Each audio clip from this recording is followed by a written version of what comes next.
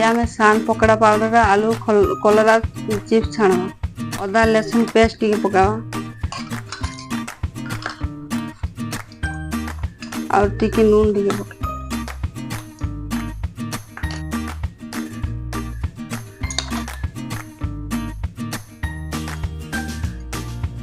तापर सान पकड़ा पाउडर के पके दो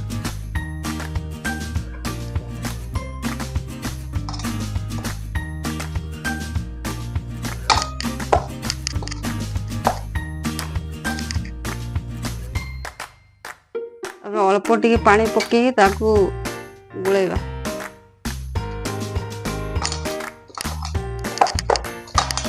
तेल ततला पकई दो 4-5 मिनट रेडी।